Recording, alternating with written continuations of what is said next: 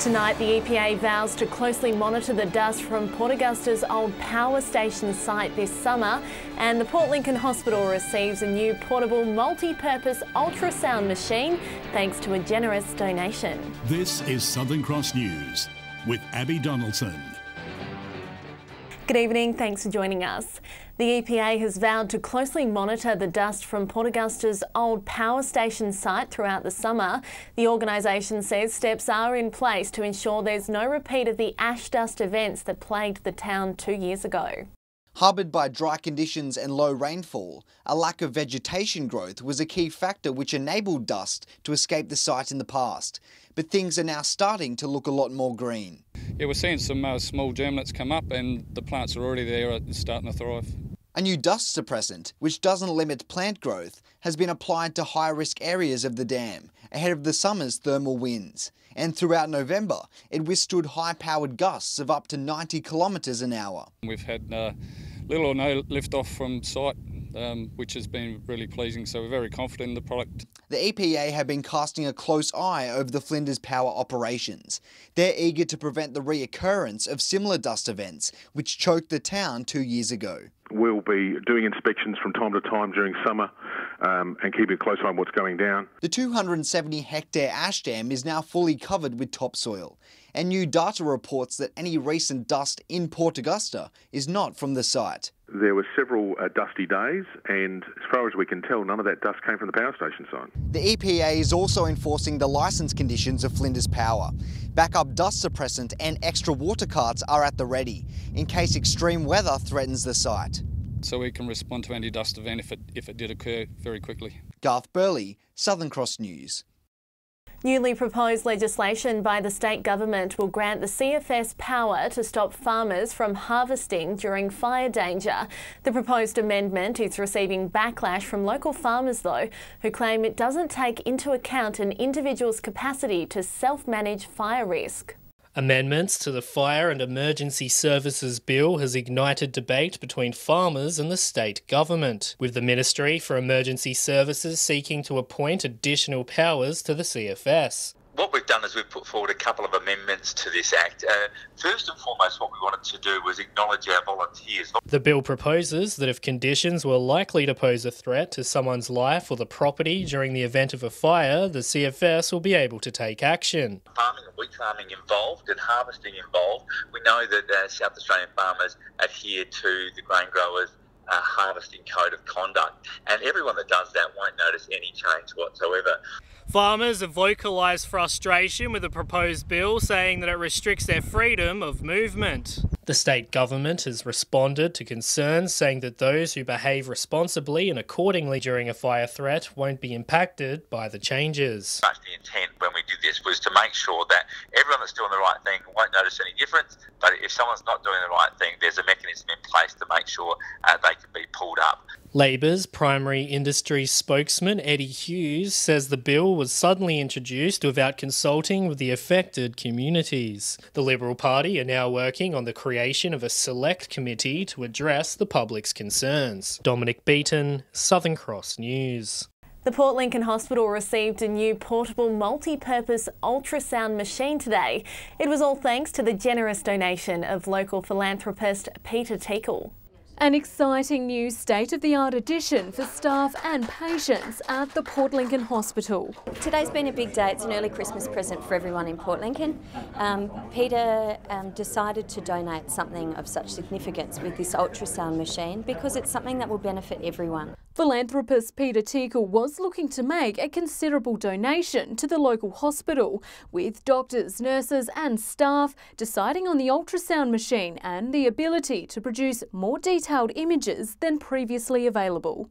It was pretty uniform once I talked to enough people that this is the sort of machine we needed. The $65,000 machine will be portable throughout the hospital departments to be used in the labour ward, operating rooms and the emergency department. And it's another step to bridging the gap in access to treatment in rural hospitals.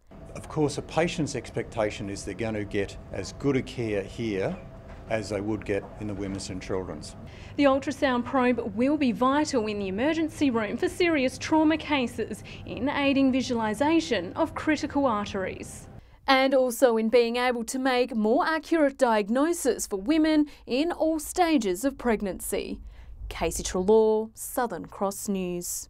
Port Augusta Council hopes up to $20,000 worth of government incentives will help lure future doctors to the region. Letters of support will also be mailed out to former residents studying medicine with the hope they'll return to their roots to practice. Port Augusta, like many regional areas, has battled to find qualified doctors to service a high demand. But a new council motion hopes to encourage aspiring doctors back into town. To contact the students, the medical students who were formerly from Port Augusta, and invite them to work in Port Augusta. Contact will be made with around 10 former residents of the town who are now studying medicine in the city. Also putting them in touch with the Rural Workforce Agency, who can assist them in gaining funding incentives of up to $20,000 to practice regionally.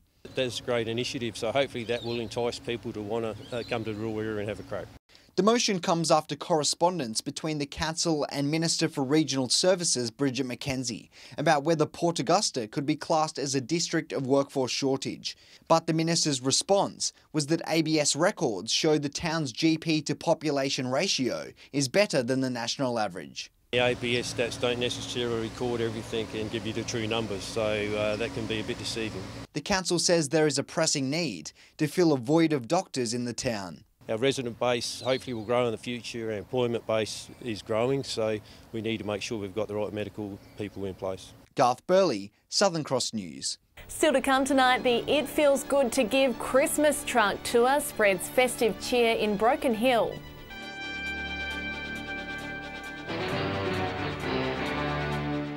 Hello again. Port Lincoln Police are investigating a break-in at a house on Lawson Drive. Just after 2 a.m. yesterday, the thieves broke into the home and managed to get away with a number of items of jewellery, a wallet and cash, all while the residents were asleep. Upon fleeing through the back door, the occupants were awoken. If anyone has information, contact Crime Stoppers on 1800 333 000.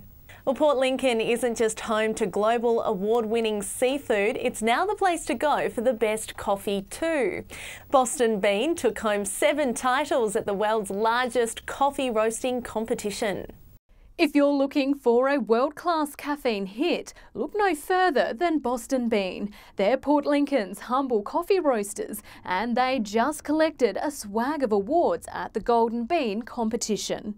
Golden Bean is recognised as the largest coffee roasters competition in the world. There's a lot of competition, and you're stacking up against the best in the industry. They took home titles in all 7 categories they entered with their various blends of beans. I was surprised that we'd won as many awards as we had, and that we are playing up there with the guys that we actually look up to. The Scots only began commercial roasting in 2015, but since opening the coffee bar this year, business has been full steam ahead. And the secret to their brewing success is all very technical. There is an art, and it certainly is all about the flavour, but understanding how to modulate flavours and understanding the science behind what you're doing is very important. Now the award-winning beans are reaching the cities that play host to some of the finest coffee connoisseurs. Particularly into Melbourne, because Melbourne is coffee central in Australia, and to have our coffee going over there is fantastic. Casey Trelaw, Southern Cross News. Coca-Cola's It Feels Good to Give Christmas truck tour made a stopover in Broken Hill last night. The soft drink company has partnered with the Salvation Army to hand out gifts as part of Australia's biggest Secret Santa. It feels good to give. This tour is all around embracing the spirit of giving to those who need it most at Christmas time. Coca-Cola's Christmas truck tour has been a big success in the UK for over a decade. Now in its 2nd year in Australia, Broken Hill has been added to the list of destinations. The truck stopping up at the city sculptures, narrowly avoiding the wind and rain. So guests that come along tonight will enjoy a delicious festive meal. We'll also be hosting one of Australia's biggest Secret Santas, where guests can get involved with that. And what that means is guests will be able to pick a bauble on entrance, and that's got the age of a recipient at our next stop, which is Melbourne. And what they do is they'll select a gift that Coca-Cola provides, wrap that present, and our Coke truck will take that all the way to Melbourne to those at our next event in Melbourne. The local Salvation Army excited to be a part of a great event. To get basically that gifts and the generosity to those that need it most at this time of year. And to pull off an event like this, 10,000 kilometres around Australia, amazing. The truck now drives to Melbourne before working its way down to Tasmania. So thank you Coca-Cola, thank you to all the organisers, and thank you to the community coming out and enjoying Christmas festivities. It's a great time to give. Patrick Ryankey, Southern Cross News. Now it's time for our last fuel watch of the year. Let's see what kind of prices are in store over Christmas. Here's Pat. With Christmas right around the corner, if you are travelling away, now would be a good time to fill up.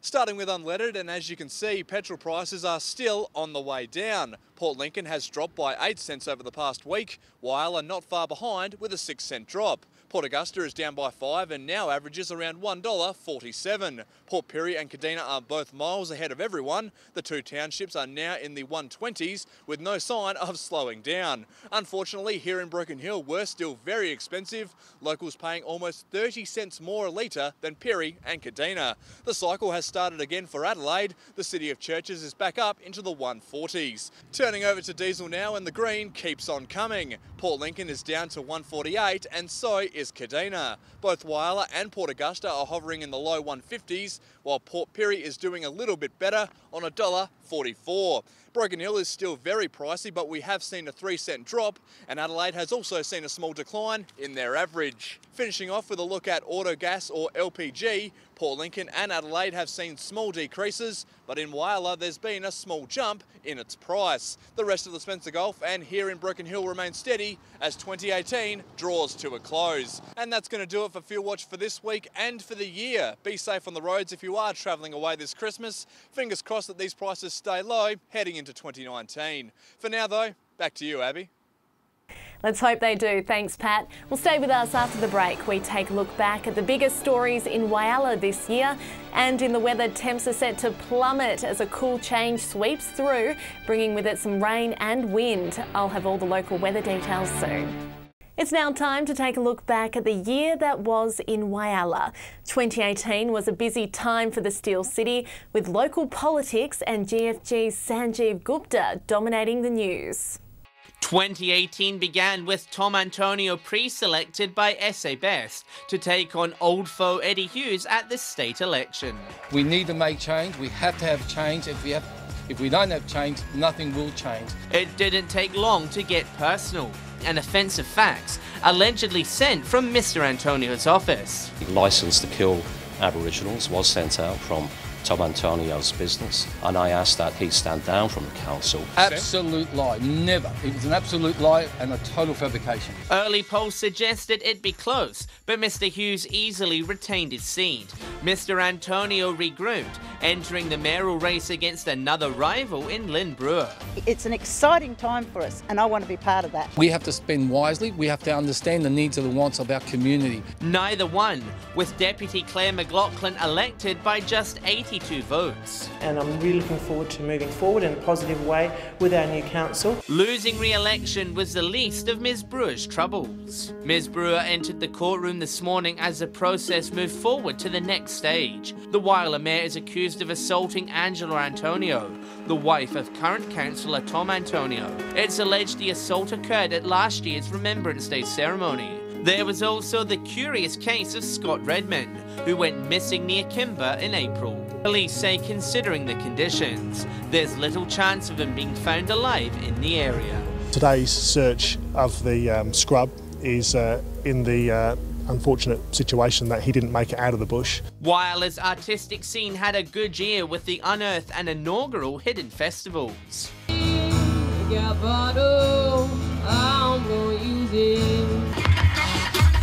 Don't think they missed the beat this year. School students also received a boost with a new public high school confirmed. Whyalla deserves the very best educational institution for its students. 2018 was also a landmark year for the city's Bungala people, as they were officially given native title over traditional lands. Nobody can undo the crimes of history, but there is recovery. Well, we have, very hard to reach it now. In the footy, West Whyalla went 3 in a row with a win over Waruna Bay. But 2018 was dominated by just one man. This was the year Sanjeev Gupta made his mark on Whyalla. with a capacity of 280 megawatts. Nearly 800,000 solar panels will be built. A businessman looks at all options and looks at the most economically viable one, and we've obviously put our money where our mouth is. A new rolling mill will be built, with capacity increased from 1 million to 1.8 million tonnes. Feasibility study by Chinese firm MCC will look at building a 10 million tonne steelworks. That will make that business sustainable. Things like this state-of-the-art rail mill will make that business sustainable for the long term. It seems Whyalla's best days are ahead of it. Some big stories indeed. Now it's time to take a look at what's happening in the weather. Some thunderstorms for centres today. It remained quite warm too. Port Augusta reaching a top of 35 degrees. Broken Hill was even warmer, 37 there. On the satellite, clouds scattering across western and northern SA in a trough is causing some patchy rain and the odd storm, mainly in the far west. Bright looking cloud crossing the south is mainly high cloud and isn't bringing any rain due to a ridge of high pressure. On the waters for tomorrow, we'll see southwesterly winds increasing between 20 and 25 knots, seas at 2 metres with a south-southwesterly swell, and we're in for a cool change tomorrow, bringing with it wind and rain for most centres. Port Augusta, Port Lincoln and Port Pirie all reaching a mild 21, while places around the EP could see a shower here or there. These cooler temps are set to continue over the coming days and into the weekend. Cleve, windy and wet on Friday, just 16 the top again. Temps will rise gradually for the weekend. The odd shower forecast for Saturday. Port Lincoln 23 the top and cloud cover increasing for Sunday. Port Lincoln and Cleve both heading for a top of 24. A similar story here, patchy showers continuing into Friday and the weekend. Whyalla 19 to end the week, warming up slightly for Saturday, 24 the top, and mostly fine conditions forecast for Whyalla and Port Augusta on Sunday. Kadina, cloudy and 25. Lastly, wet and windy for Clare and Broken Hill tomorrow and Friday. Showers lingering for Saturday, Port Pirie a top of 26, and gorgeous conditions on Sunday for Port Pirie and Broken Hill, with temps in the high 20s, cloudy for Clare, 24 the max there. And that's all from the team this Wednesday. Thanks for your company. I'm Abby Donaldson. I'll leave you tonight with another Christmas lights display, this time from homes around Whyalla. Enjoy.